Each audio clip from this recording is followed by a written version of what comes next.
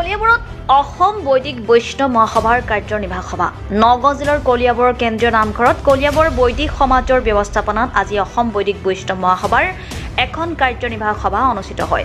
অসম বৈদিক বৈষ্ণৱ মহাসভাৰ কেন্দ্ৰীয় সমিতিৰ সভাপতি গৌতম গোস্বামীৰ সভাপতিত্বত অনুষ্ঠিত সভাত কাৰ্যকৰী সভাপতি জগত শইকীয়া, প্ৰধান সম্পাদক বিমান চন্দ্ৰ শইকীয়া, সম্পাদক মন্টু বৰা, কাৰ্যনিৰ্বাহক কৃষ্ণ চহৰীয়া আদি উপস্থিত থাকে। সভাত অসম বৈদিক বৈষ্ণৱ মহাসভাৰ উত্তৰণৰ দিশত কেইবাটাও গুৰুত্বপূৰ্ণ প্ৰস্তাৱ গ্ৰহণ কৰে। গোলাঘাটৰ পৰা জীৱন গগৈ ৰিপৰ্ট, অৰুণোদয় অসম।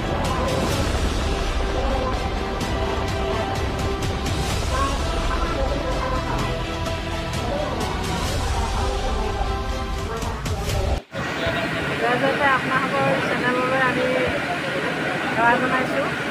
ইয়াৰ এই আমি এটা কথাই ক'ব বিচাৰোঁ যে আমাৰ অসম বৈদিক বৈষ্ণৱ মহাসভাৰ মহিলা সভা আৰু যুৱ মহাসভা এই সকলো তিনি সভা মিলি আমি আমাৰ মহিলা সভা আৰু কেন্দ্ৰীয় কমিটিৰ সভা এই সকলোখিনি আমি একেবাৰে বান্ধ খাই পেলাই আমি যাতে আগুৱাই যাব পাৰোঁ। আৰু এই উদ্দেশ্যে আমাৰ জিলা কমিটি আছে মহিলা সভা, এই মহিলা সভা জিলা কমিটিবিলাকে আঞ্চলিকবিলাক শাখাবিলাক সুন্দৰকৈ গঠন কৰি আমাৰ আগুৱাই আনিব লাগিব।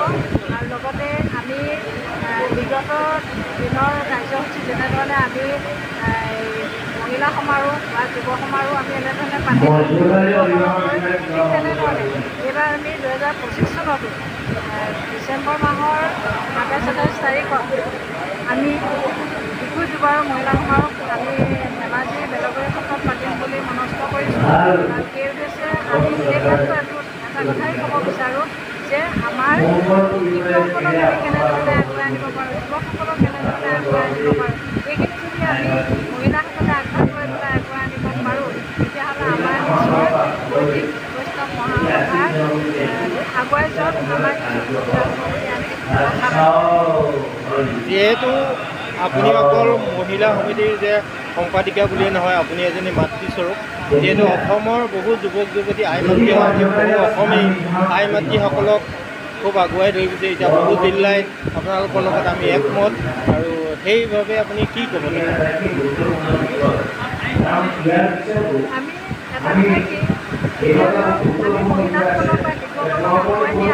আমাৰ বিভিন্ন ধৰণৰ কিছুমান আমাৰ মাধ্যম আছে, যেনেকৈ এতিয়া মহিলাসকলক জ্ঞানৰ দিবলৈ গৈছে, এইখিনিও আমাৰ বৈদিক বৈষ্ণৱ মহাসভা মহিলা সভাৰে কিছুমান আছে।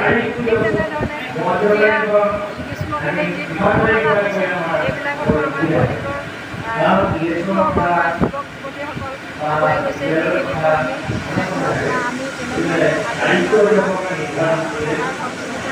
আমি মইনা পাৰিজাতত আমাৰ বৈদিকৰ শিশুসকল আছে, সেইসকলো তেনেধৰণে আমাৰ এইখিনিত আগুৱাই গৈছে।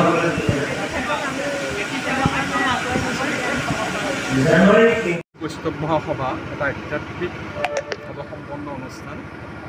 আজি কলিয়াবৰ জিলা বৈদিক সমাজৰ ব্যৱস্থাপনাত বৈদিক বৈষ্ণৱ মহাসভাৰ দ্বিতীয় পূৰ্ণাংগ কাৰ্যনিৰ্বাহক সভা কলিয়াবৰ জিলাৰ মূল নামঘৰত অনুষ্ঠিত হৈছে পুৱা 11 বজাৰ পৰা। অসমৰ বিভিন্ন প্ৰান্তৰ পৰা অসম বৈদিক বৈষ্ণৱ মহাসভাৰ সভাপতি গৌতম গোস্বামী, সম্পাদক বিমান শইকীয়াকে প্ৰমুখ কৰি প্ৰায় শতাধিক বিষয়ববীয়া আৰু সদস্য আহি ইয়াত সমবেত হৈছেহি। অসম বৈদিক বৈষ্ণৱ মহাসভাৰ সাংগঠনিক দিশকে ধৰি সাংস্কৃতিক প্ৰকল্প নিৰ্মাণকে ধৰি বিভিন্ন বিষয় ইয়াত আলোচনা হৈ আছে। এই সভাত অসম চৰকাৰৰ মাননীয় মন্ত্ৰী কেশৱ মহন্ত ডাঙৰীয়া আহি উপস্থিত হৈছিলেহি। তেখেতে সকলোকে শুভেচ্ছা জনাইছে। সাংস্কৃতিক প্ৰকল্প নিৰ্মাণৰ ক্ষেত্ৰত তেখেতে সহযোগিতা আগবঢ়াম বুলিও ব্যক্ত কৰি গৈছে। আজি সভাখনৰ আদৰণি ভাষণ দিছিলে অসম চৰকাৰৰ প্ৰাক্তন উদ্যোগ মন্ত্ৰী উদিন হাজৰিকাদেৱে। কলিয়াবৰ সমষ্টিৰ তেখেত প্ৰাক্তন বিধায়কো আছিলে। এখন সৌহাৰ্দ্যপূৰ্ণ পৰিৱেশত এই সভাখন অনুষ্ঠিত হৈছে। আশা কৰিছোঁ আজিৰ সভাৰ সিদ্ধান্তসমূহে অসম বৈদিক বৈষ্ণৱ মহাসভাৰ উত্তৰণৰ দিশত এক ইতিবাচক ভূমিকা গ্ৰহণ কৰিব। মই কলিয়াবৰ জিলা বৈদিক সমাজৰ প্ৰধান সম্পাদক হিচাপে ইয়াত সমবেত সকলো ভকত বৈষ্ণৱলৈ আন্তৰিক শ্ৰদ্ধা নিবেদিছোঁ। আমাৰ অজানিত হ'ব পৰা ভুল-ভ্ৰান্তিৰ বাবে মাৰ্জনা বিচাৰিছোঁ। ধন্যবাদ। আলোচনা হৈছে জিলাবিলাক বৰ্তমানলৈকে মাত্ৰ 12খন জিলা অন্তৰ্ভুক্ত হৈ আছিল।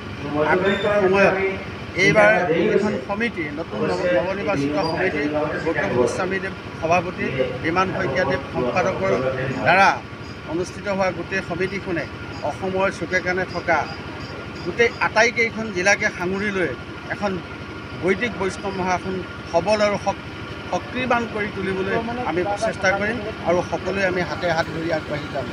আজি কলিয়াবৰ সমষ্টি কলিয়াবৰ নামঘৰত যিটো আমাক আপ্যায়িত কৰিলে, আমি তাৰ বাবে আমি কলিয়াবৰৰ আমাৰ জিলাৰ সভাপতি মহোদয় প্ৰমুখ্যে সকলোকে আমাৰ তৰফৰ পৰা আন্তৰিক শুভেচ্ছা আৰু অভিনন্দন জ্ঞাপন কৰিব।